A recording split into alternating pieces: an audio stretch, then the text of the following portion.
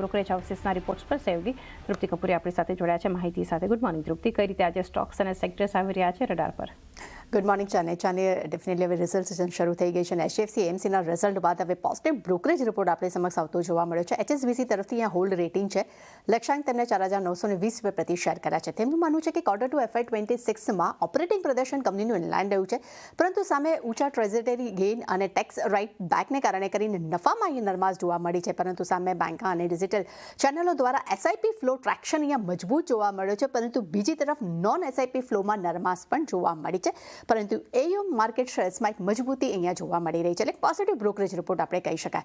ત્યારબાદ હોન્ડાઈ પર નજર કરશું. કોલ બાદ અહીંયા આપણને 3 અલગ અલગ બ્રોકરેજ રિપોર્ટ આવતા જોવા મળ્યા છે. મોર્ગન સ્ટેનલી તરફથી ઓવરવેટ રેટિંગનો રિપોર્ટ છે. લક્ષ્યાંક તેમને 3,066 પ્રતિ શેર કર્યા છે.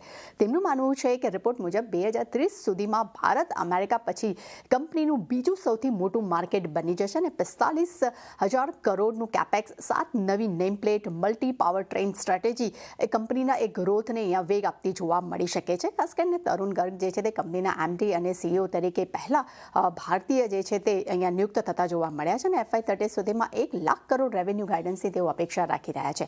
HSBC તરફથી પણ આપણને પોઝિટિવ રિપોર્ટ છે. બાય રેટિંગ છે. લક્ષ્યાંક તેમને 2800 રૂપિયા પ્રતિ શેર કર્યા છે. તેમનું માનવું છે કે 5 વર્ષમાં વોલ્યુમ CAGR 7%, EBITDA માર્જિન લગભગ 11 થી 44% અને એક્સપોર્ટ જે છે તે ઇનલાઇન રહેવાની તેઓ અપેક્ષા રાખી રહ્યા છે. બીજી તરફ SUV, CNG અને હાઇબ્રિડ મોડલ્સ એક કંપનીની ઇન્ડસ્ટ્રી અહીંયા આગળ વધતી જોવા મળી શકે છે અને ખાસ કરીને પરંતુ સામે EV માર્જિનમાં દબાણ પણ જોવા મળી શકે છે, પરંતુ ઓવરઓલ એક પોઝિટિવ રિપોર્ટ તેઓ આપી રહ્યા છે.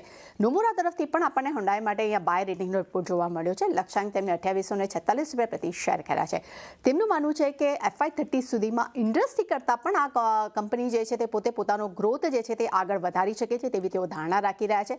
સાથે તેમનું એ પણ કહેવું છે કે ઘણા બધા મોડલ્સ દ્વારા કંપની ખાસ કરીને SUV, CNG, હાઇબ્રિડ મોડલ્સથી કંપનીને અહીંયા ગ્રોથ પણ અહીંયા વધતો જોવા મળી શકે છે.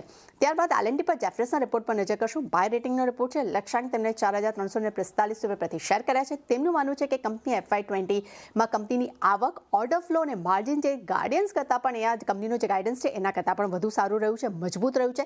સપ્ટેમ્બર સુધીમાં કંપનીનું ઓર્ડર જે છે તે 62,900 કરોડ સુધી પહોંચી ગયો છે અને ખાસ કરીને H1માં 100% વાર્ષિક ધોરણે ગ્રોથની તેઓ અપેક્ષા રાખી રહ્યા છે. અને છેલ્લે નજર કરશું ટાટા કોમ્યુનિકેશનમાં.